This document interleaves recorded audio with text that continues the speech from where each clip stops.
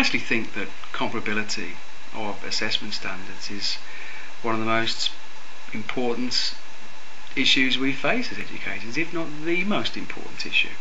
It's certainly been a feature of my professional life, going back 25 years, I guess.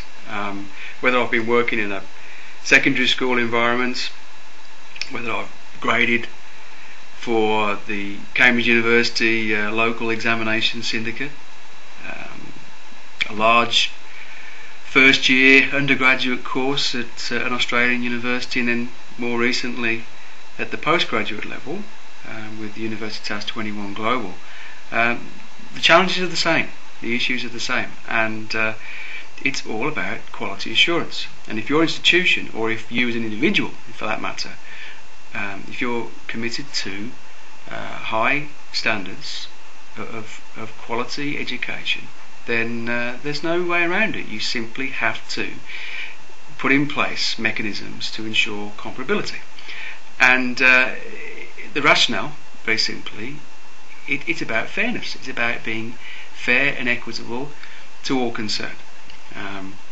We have to ensure that people receive their just desserts, and it's not just about the students, incidentally. I mean, when they graduate from an institution, they also need to send, we as educators need to send a very clear message to the employers of these graduates, what kind of graduate they're getting.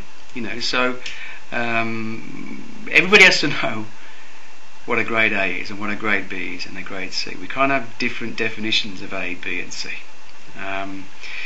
There's various ways of going about this. Some are more scientific than others, but the one that I endorse, something we do at U21 Global, we have a grading rubric, and it's a very detailed grade descriptions document, and we have a paragraph of text which will describe in fine detail what it means to get a grade A, what it means to get a grade B, and so on. And the students all have this, the professors all have this same document, so that everybody's reading from the same script. Of course, it's not as simple as this, because we have to moderate, that is, we have to ensure that people are doing what they're saying they're doing. So our full-time faculty in Singapore, one of their jobs is to do periodic checks to make sure that we are being accurate in our evaluations.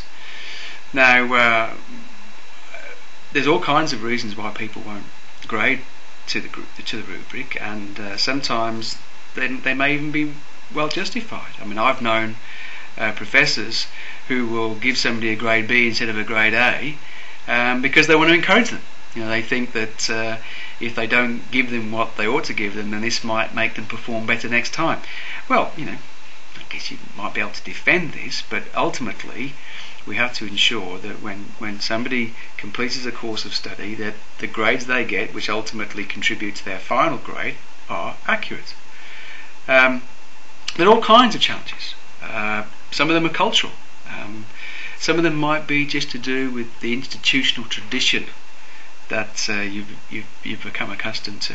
At U21 Global, this is a huge challenge for us, because we have professors from 55 different countries, and the North Americans grade to one set of standards, the Indians grade to another set of standards, the Americans like to give out 100%, and our professors from South Asia, if they give somebody 70%, then you're on the brink of a Nobel Prize, you're that good. So we say, okay, forget your standards, grade to our standards. Here is our rubric, please observe it. And they come to us kicking and screaming, but eventually we get them to do what we want them to do. So in summary, there's no magic formula here. Some people find rubrics and grading to rubrics very onerous and would rather not pay any attention to them. Well, that's fine, but if you insist upon high quality, if you have any kind of quality assurance processes in place in your institution, then you have to have comparability of assessment standards.